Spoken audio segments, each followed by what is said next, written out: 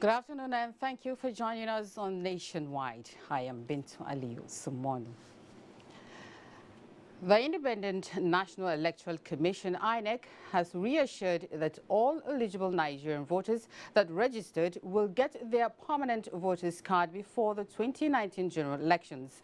INEC Chairman Professor Mahmoud Yakubu stated this while swearing in 7 new resident electoral commissioners. Political correspondent Abdullahi Garba reports. The 7 new resident electoral commissioners sworn in are representing Borno, Ekiti, Kwara, Nasarawa, Rivers, Gombe and Edo states. 2 are former resident electoral commissioners reappointed. 1 former state electoral chairman, while the rest are from the academia and public service, appointed by President Muhammadu Buhari and approved by the National Assembly. The INEC chairman reminded them of their important assignment ahead, including 4 by-elections in Bauchi, Katsina, Taraba and Kogi, the 2 governorship elections in Ekiti and Osun, and the 2019 general elections. Of utmost importance to INEC is the continuous voters registration. I have consistently reassured the public that for those who registered in 2017, their PVCs will be ready for collection in the first week of May 2018. That is in the next few weeks. Those who registered in the first quarter of this year, January to March 2018, as well as those who are registering right now in the second quarter of this year, will collect their cards thereafter. And for those who registered in Ekiti and Osun states in 2017 and 2018, priority attention is being given to the production of their PVCs. There are less than 305 days to the 2019 general elections. In Abuja, Abdullahi Garba Kudu, NTA News. Now, finding a lasting solution to the killings in various states has once again dominated proceedings on the floor of the Senate. National Assembly correspondent Dennis Adegunloye reports this lengthy discourse was prompted by a point of order raised by Senator representing Nasarawa South, Suleiman Adokwe. Throughout the weekend and up to the moment of speaking, herdsmen have unleashed terrorist mayhem across the southern senatorial district of Nasarawa State. It is highly, very disheartening, so barbaric, that you will even see children of less than 2 years being butchered. Day after day, weeks after weeks, month after month, we are talking about the same level and magnitude of insecurity. Over the weekend, a large armed bandit came in from Nasarawa State, from the angle of Nasarawa State. This was relayed to me by the commanding officer of the 23 Battalion in Takum, who chased them. They were numbering close to 300. Time has come for us, like Dino said, to call a spade a spade. Let us call these people by their names. I discovered that, well, who would speak for women and children, who happen to be the people who really get the brunt of this insecurity issue. I think time has come for us to seek help from other countries, as some people have suggested here. We should not be ashamed to ask for help. Prayers included urging the federal government to direct the police and armed forces to immediately put an end to the killings, as well as the Senate Ad Hoc Committee on Security Infrastructure investigating the causes of the latest spate of killings. The Senate also resolved that the bills that have met requirements of the provisions of the Section 9 of the Constitution and passed be processed in line with the Act's Authentication Act and transmitted to the President for assent. 4 years after the abduction of 219 students from Chibok in Borno State, members of the House of Representatives have called on authorities to intensify efforts towards rescuing the remaining 112 girls and the remaining girl from Dapchi. In a motion of urgent public importance by the member representing Chibok, Representative Asabe with Lita Bashir, the legislators also stressed the need to ensure that all IDP camps in the country are protected. And the release of the adopted Dapchi girls. This House is concerned about the fate of the remaining adopted Chibok girls and Leah Shariba, who are continuously subjected to untold hardship, slavery, molestation, abuse, rape, pregnancy, and forceful marriage in the hands of their adopters. Government should intensify action so that Leah Shaributu should also be released to join her family. I'm concerned this goes to all of us as a government, judiciary, legislature, and the executive. For as long as the last surviving girl has not been reunited with her family, the truth is that we haven't done anything. But I still want to insist to tell this floor, the members of this floor, and to tell Nigerians that nobody is in doubt of the fact that Nigeria's government, under the leadership of Muhammadu Buhari, is doing the best it could do to secure this nation and the lives of our people, which is also the primary responsibility of government. Mr. Speaker, I want to recall that these people in captivity, especially the Chibok girls, were captured for about 4 years now. And I want to believe they were captured at a time that was different from Buhari's administration. But so far, through Buhari administration, we have succeeded in securing over 100 of them back to their families. We pray that those girls, particularly those of them that are still alive, we pray that they will return to us safely. Now, from the judiciary comes a report that prosecuting authorities across the country have been told to review the case files of matters that have been pending before courts for years or risk having them discharged for lack of prosecution.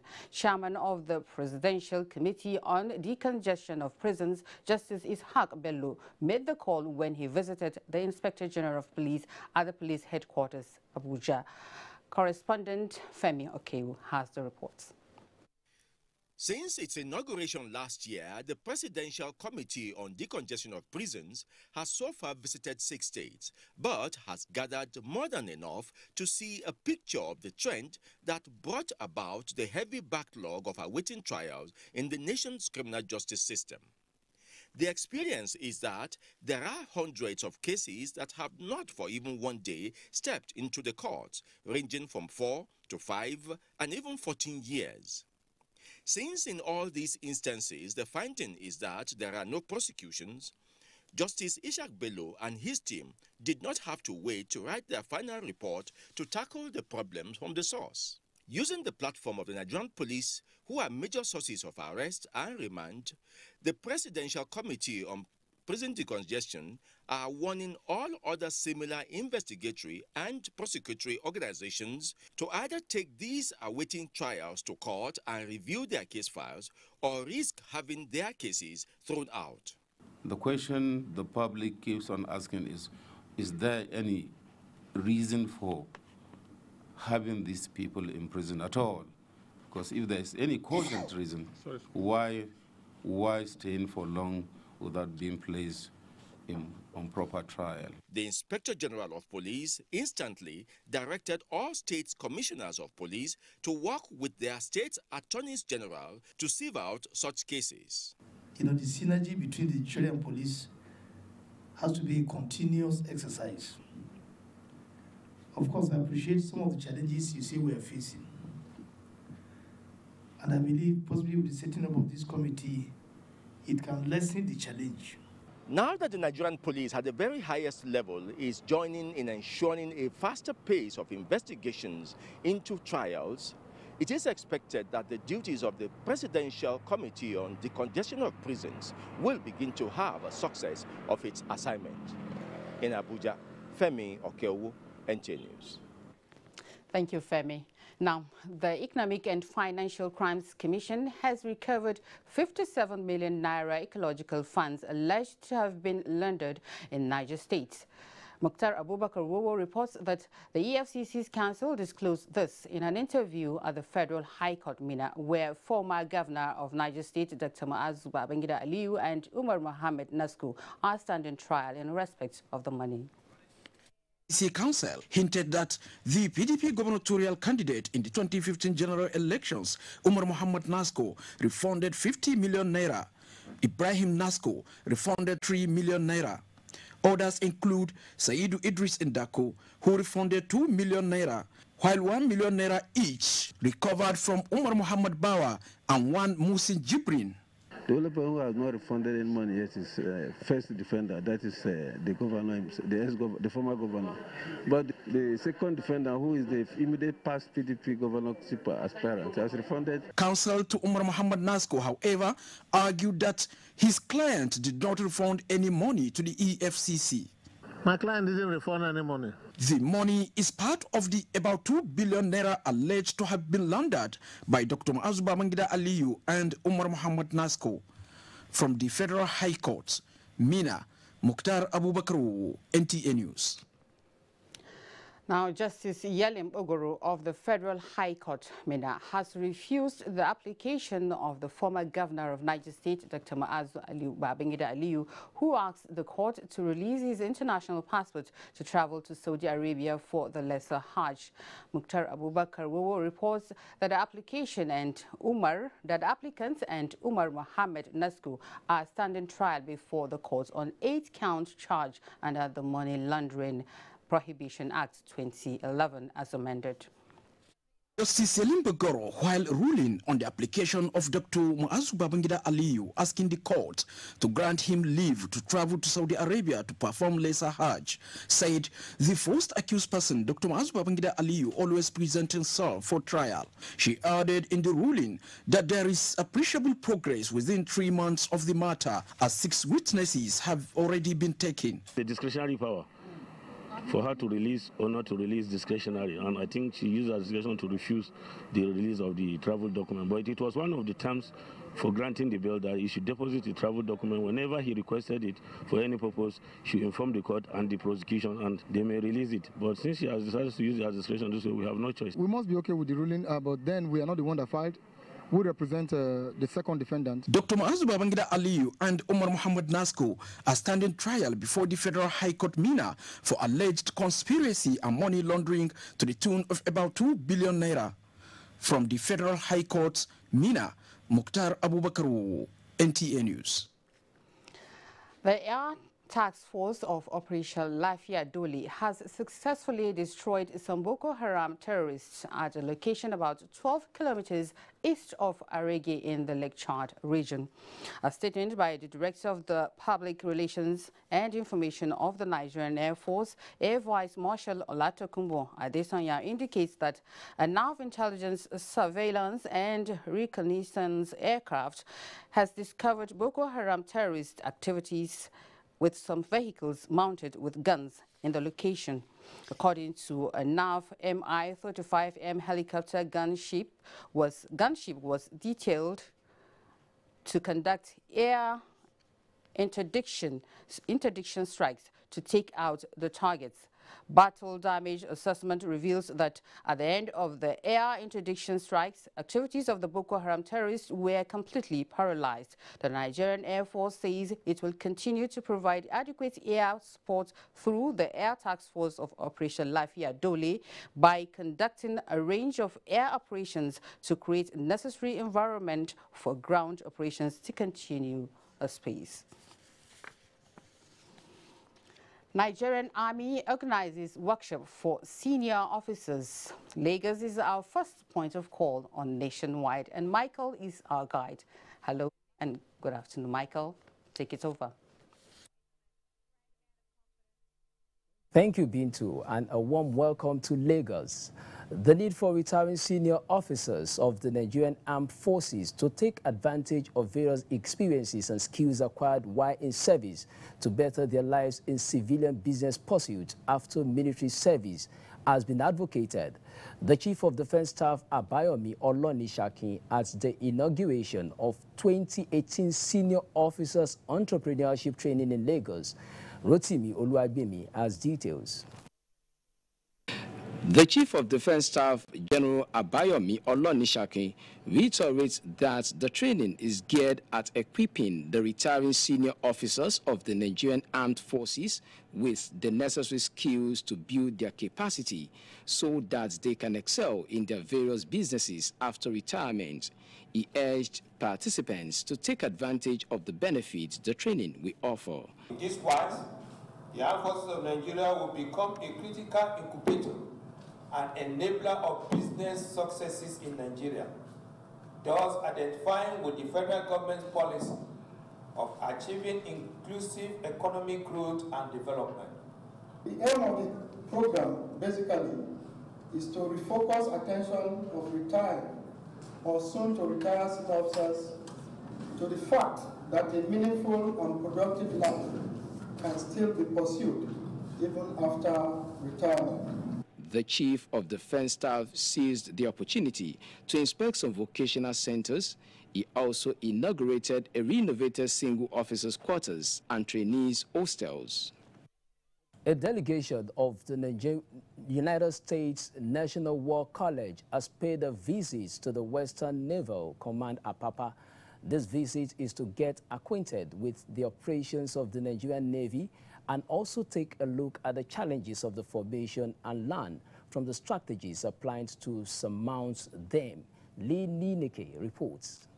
The Nigerian Navy has been significant in the successes of maritime operations, especially in the Gulf of Guinea.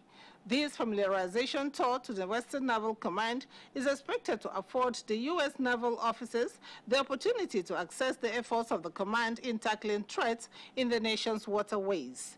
The flag officer commanding Western Naval Command, who was represented by the Chief Staff Officer, assured the American delegation that the Nigerian Navy will continue to build on the successes recorded with the American Navy in the protection of the Nigerian maritime domain. He hinted that crude oil theft and bunkering are the major challenges confronting the Navy. He, however, noted that through the swift response of the federal government and collaborative efforts of member states of the Gulf of Guinea, these challenges are being surmounted. Particularly in the defense sphere, to strengthen relations between the military of the United States of America and the armed forces of Nigeria. That's anything that tends to harm, that sector of our economy is economic sabotage. The leader of the U.S. National War College to Nigeria applauded the effective strategies of the Nigerian Navy. Our biggest takeaway so far is just the opportunity that Nigeria presents. The professionalism of the Nigerian Navy is very apparent. The U.S. delegation were taken through presentation on the operations of the Western Naval Command and its intelligence gathering systems. They were later taken round on a facility tour. In Lagos, Lane Lenake, NTA News. Those are stories from Lagos at this hour. Back to Bintu for the continuation of Nationwide. Thank you, Michael. You're watching Nationwide on the NTA. More reports after the break. Don't go away. You're welcome back, and you're still watching Nationwide. Experts have re-echoed the importance of writing books in indigenous languages to further reactivate the interest of youths in reading, thereby raising the standard of learning in the society. To this end, a 3-day Train the Trainers workshop is underway in Abuja, where educationists and writers are brainstorming on the way to achieve this goal. Abdullahi Musa Sileja reports that the workshop is organized under the auspices of the Association for the Development of Education in Abuja. African countries have long been disturbed by decadence in reading among the youth in the continent, devising different methods to revert the trend. The workshop, supported by United States Agency for International Development (USAID) and Global Bank Alliance, with the theme Enabling Writers, Bloom Software Training and Trainers, is one of the methods adopted by the educationists to face the challenge. Writers in indigenous languages are the target. Director, Educational Planning, Research and Development, Minister of Education, Mrs. Chioma Nwandi, represented the Minister, Malam Adamu. She urged participants through the workshop to make a difference. Thereby not driving African languages to extinction. I wish to implore the participants to build capacity and become better 21st century authors, empowered to write interesting books that will promote good values and enhance national development. The skills gained from this training will help to further prove the importance of learning in a language that young children understand. Let's use every tool we have to educate West African children, or all African children, to be good readers and better citizens. Association for Development of Education in Africa is established in 1988 at the instance of World Bank Group. The association is geared towards the promotion of critical knowledge and skills for accelerated and sustainable development in Africa. Abdullahi Musa Sileja, NTA News. Kaduna State Government on provision of infrastructure in primary schools. Let's get details of that and other stories from Halima in Kaduna. It's over to you, Halima. You're welcome to Kaduna Network Center. Towards addressing inadequate infrastructure in public primary schools in Kaduna State, the state government has embarked on construction of modern blocks of classroom across the state. Muhammad Umar Ajingi has the situation report. From a distance, these structures might appear like a settlement that has been deserted by its occupants, but it is not.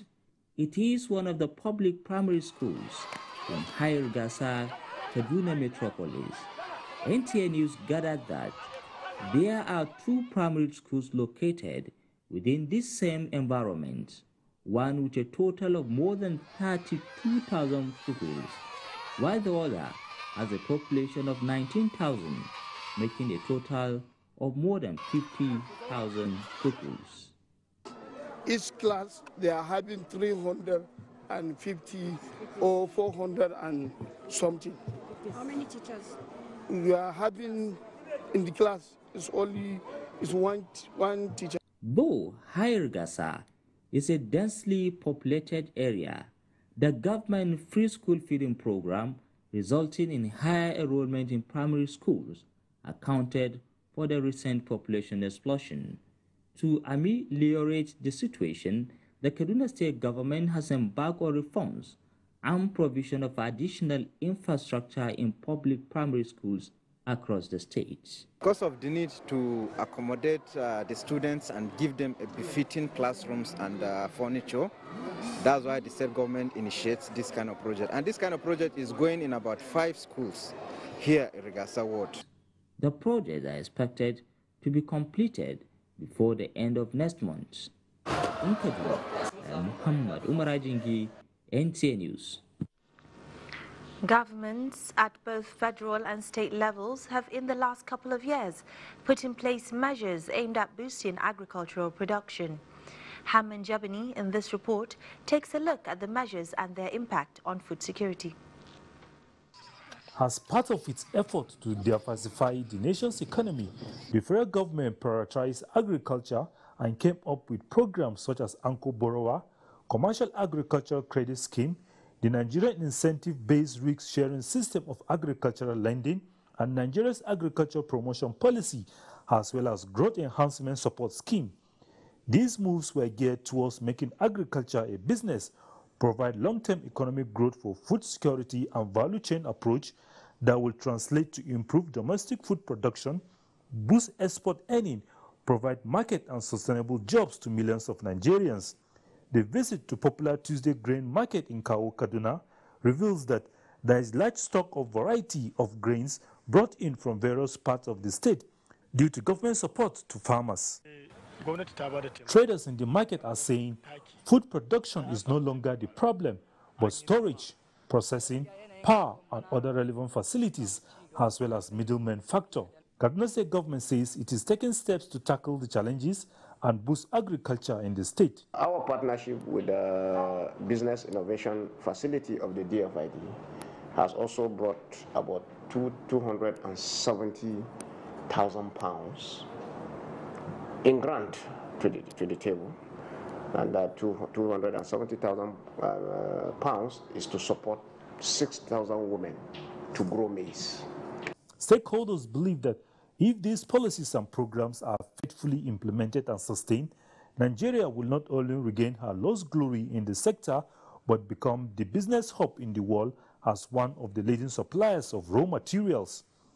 Hamman Jabani, NTA News. It's hope rising for Libyan returnees as Edo State government announces payment of stipends to them. From Kaduna, we take you to Benin Network Studio, where Agatha is standing by with details. Hello, Agatha. Take it away. Thank you. Good evening and a warm welcome to Benin. Edo State government has commenced verification and payment of special stipends to Libya returnees. It is an addition to other packages they have enjoyed from the government, the Oba of Benin, and some concerned individuals and organizations since they returned home. Now, Good Luck 9 reports that the exercise will last for 12 days and is designed to attend to all 3,165 returnees grouped into 26 batches. Verification exercise will enable the returnees receive the 20,000 naira stipend each for the period of 3 months, as earlier promised by Governor Godwin Obaseki when they returned to the state. The people we are paying is 210 returnees, so the exercise will continue for the next 12 days. So in the next 12 days, all the 3,165 returnees that are returned to Edo State, they will start getting their money. After the verification exercise, then the payment will be made into their various bank accounts. We have 26 batches, so we broke down into groups for them to be coming for 12 days. The returnees thank the government for living up to expectation. They paid me before, and this is the second salary that I have to receive now. So I'm so appreciate thank Governor Baseki for what has done for us since 3 months since I came back. It's not only Edo people that was deported, but other states were deported also, but they are not receiving what we are receiving now from Edo State government. Under the arrangement, pregnant women will get the sum of 25,000 naira, while a woman with a baby will receive the sum of 30,000 naira. In Benin, I'm Good Luck Inaini, NT News. And to election matters now, Ekiti State Police Command says it will not leave any stone unturned in ensuring a crisis-free electoral process in the forthcoming governorship election. State Police Commissioner Abdullahi Shafi said so at a stakeholders meeting held at the State Police Headquarters in Ado Ekiti. Tayo Osho reports that Independent National Electoral Commissioner INEC held a similar forum with the political class. Over the years, the spate of crisis and violence that usually characterize election has been a source of concern, a situation which calls for proactiveness among stakeholders. The meeting, which had in attendance other security agencies in the state and representatives of political parties, was said to checkmate crisis ahead of the 2018 governorship election in the state. The State Police Commissioner, Abdullahi Shafi, noted that the command, in conjunction with other security agencies, have evolved strategies that would make perpetration of electoral violence difficult, urging politicians to avoid breaching electoral guidelines as well as avoid hate campaigns. That's what I call you, to tell you, and sometimes to warn that there should be no problem. In a related development, the National Commissioner in charge of Ekiti, Osun and Oyo states, Adedeji Shoyebi, has said the electoral body will henceforth criminalize hate speeches and campaigns of calumny during campaigns ahead of the forthcoming governorship election. Political stakeholders at the forum enjoined the electoral body to remain unbiased umpire, pledging the resolve to ensure peaceful electoral process. In Ado-Ekiti, Tayo Show, NTA News. And that ends our package. Nationwide continues in Abuja. Good evening. Thank you, Agatha. It's now time for another break. Nationwide returns shortly.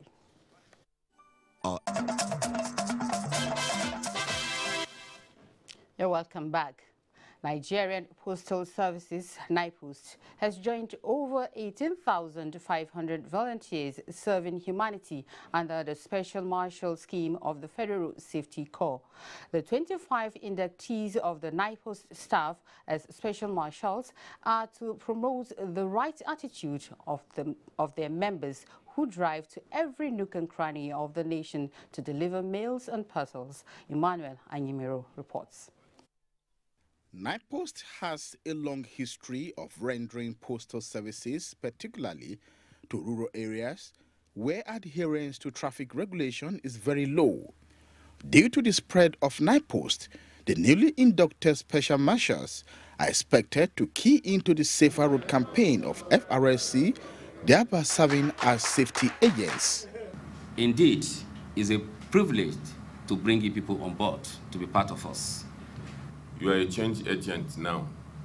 You are not going to be a lawbreaker anymore. So we have arrested you completely. We go from house to house to deliver parcels, letters, and all of that. The operational ability and effectiveness of Federal Safety Corps or Commission will be enhanced. The 25 inductees are expected to conduct their affairs positively like other professionals who have been regulating road traffic.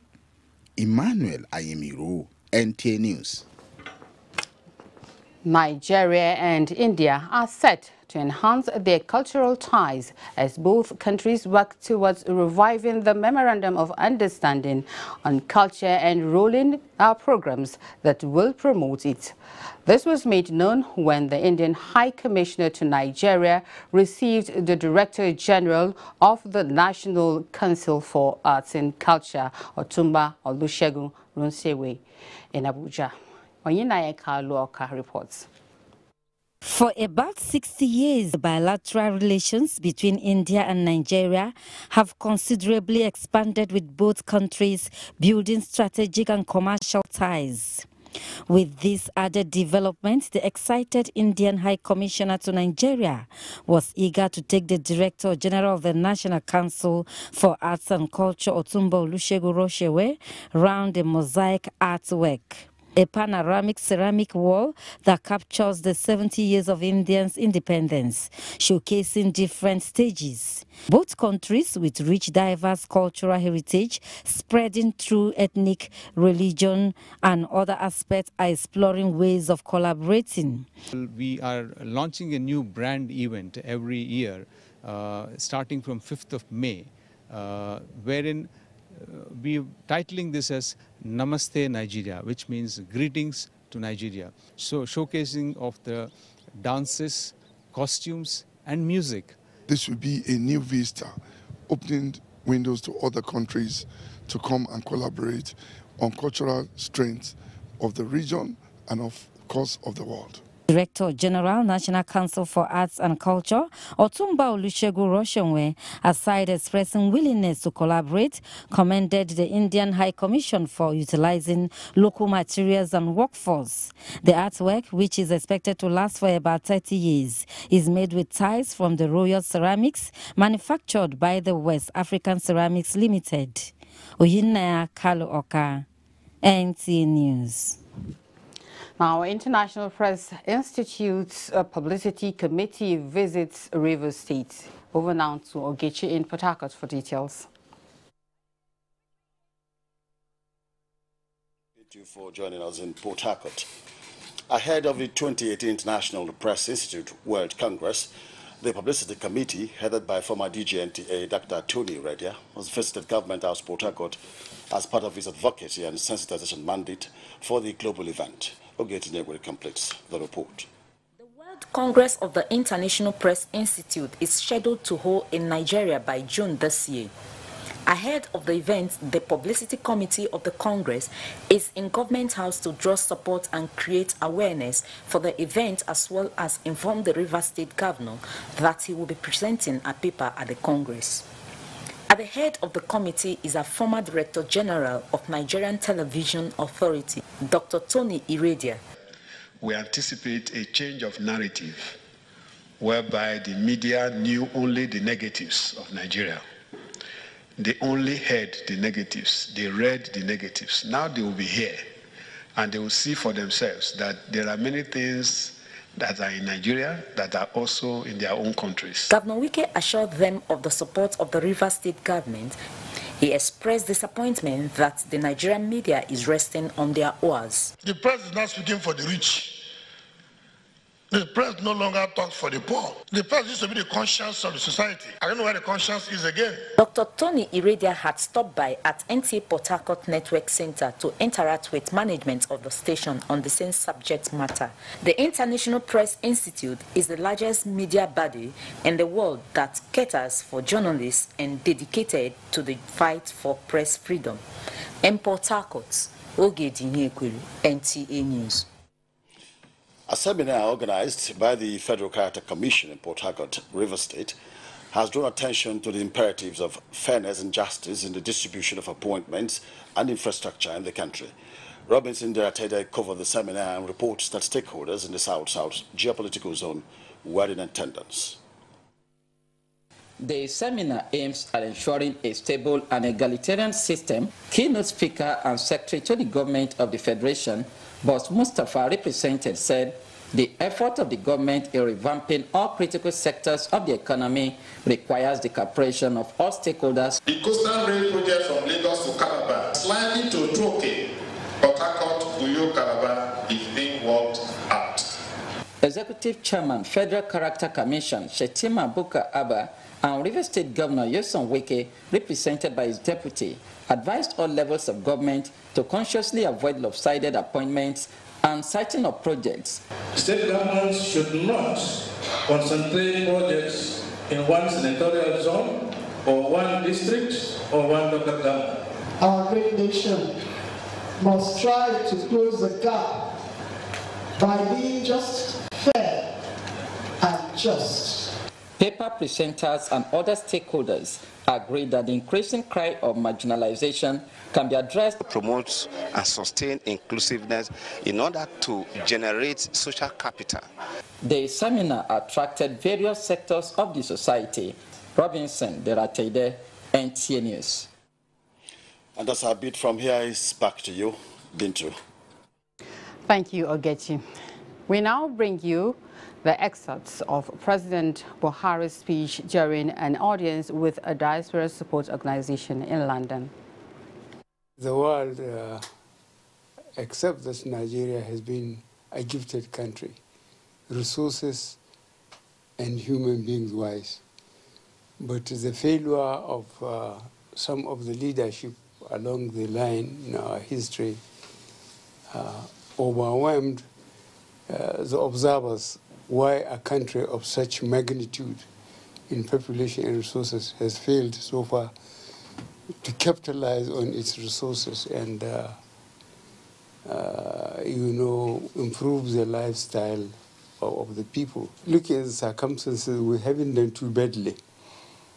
And I was constrained to go public several times to remind Nigerians, and I challenged them to check here in Europe and in America, that between 1999 and 2014, Nigeria was earning, the production average was 2.1 million barrels a day at the average cost of $100 American per barrel.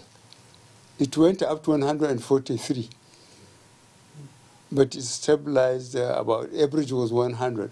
So for 16 years of PDP,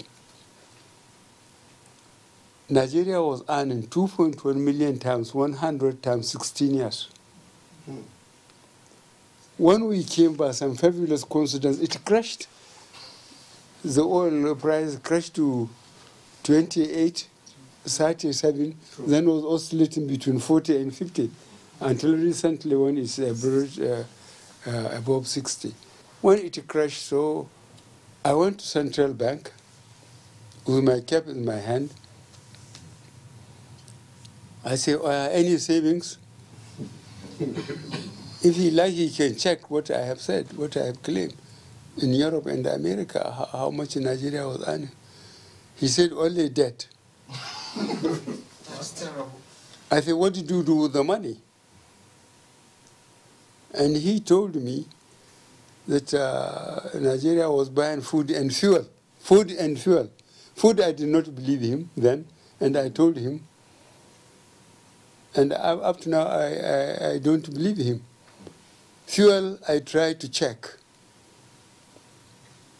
On food, Nigerians, mostly from the south and the north, they eat what they produce, fishing, vegetables, whatever it is. In the north, grains and vegetables, you know, and we have a lot of animals, goats, sheep, and so on. And ordinary Nigerians don't have the money to buy imported, you know, food stuff. Because between then and now, we cut down importation of rice by more than 95%. So if we were living on foreign food, Nigerians would have died of hunger. Yeah, that's right. Which means they are just filling papers, you know, and exactly round tripping. That I knew since 1984, because I got to know that Nigerians were taking sugar more than the whole Africa south of the Sahara except South Africa. Sugar alone.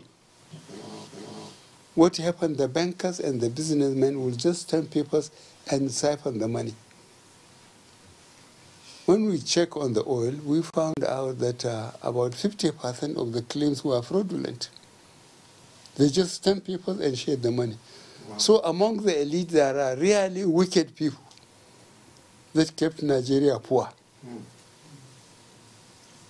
And I had to go public and explain. I said, when I came in uniform, young, a bit ruthless, you know, I got the governors and the ministers locked in Kirikiri, and I told them they were guilty until they can prove themselves innocent.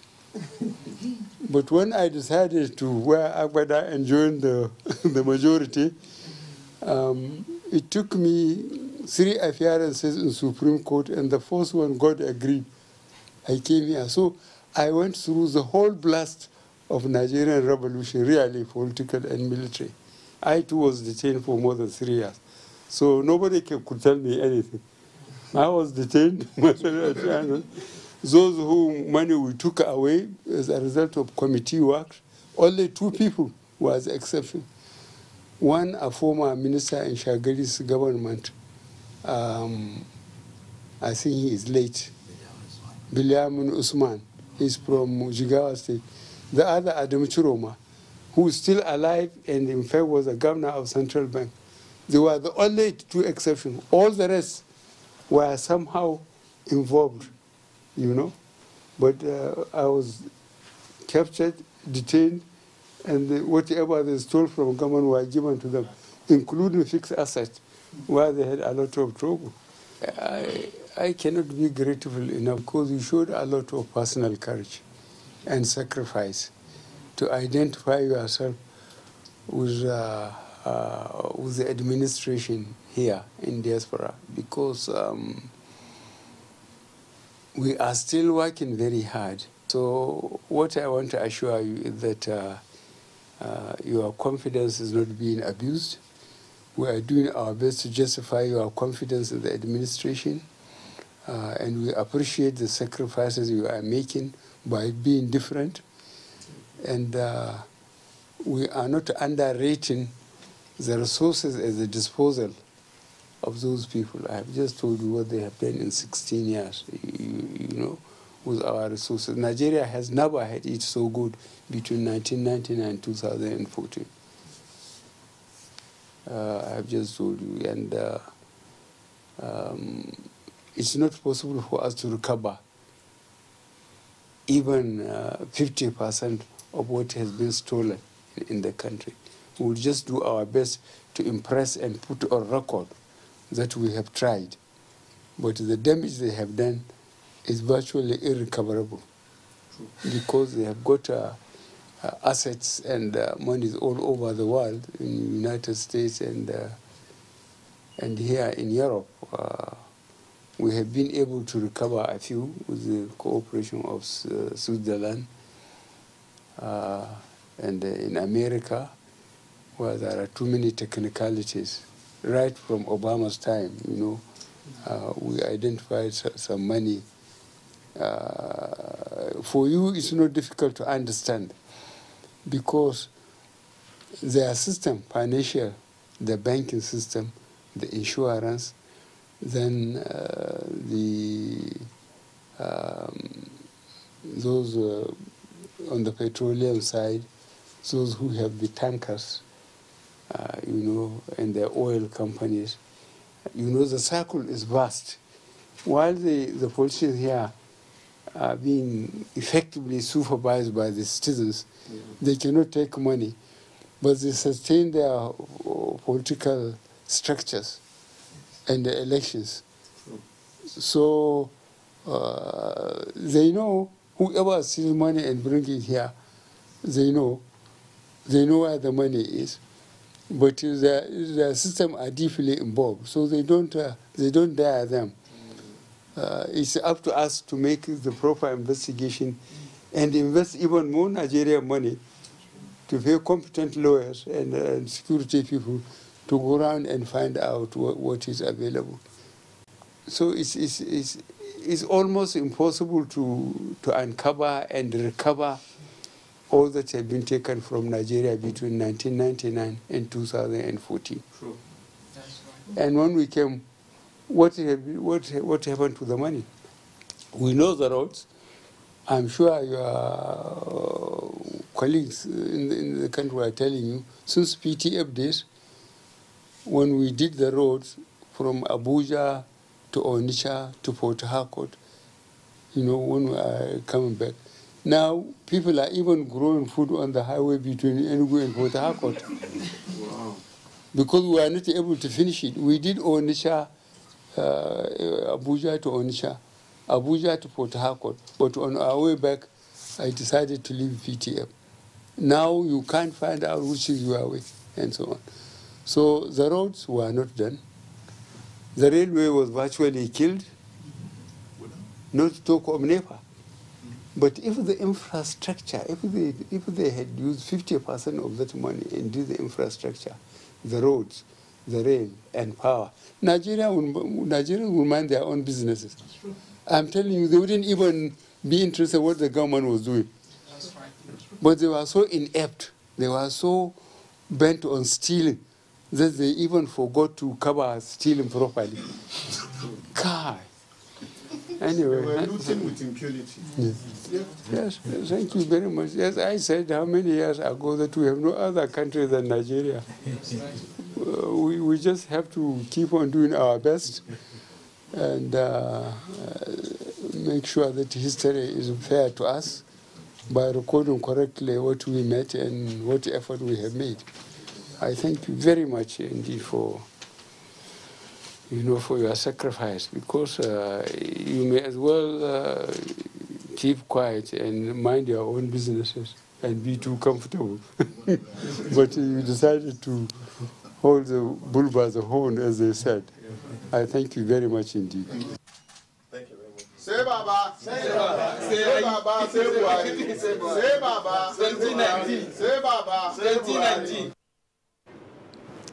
Moving on now, Aqua United intensifies preparations ahead of their second leg clash with Al Hilal of Sudan in the CAF Confederation Cup in Uyo midweek. These and more stories in our sports update with Kene Ima.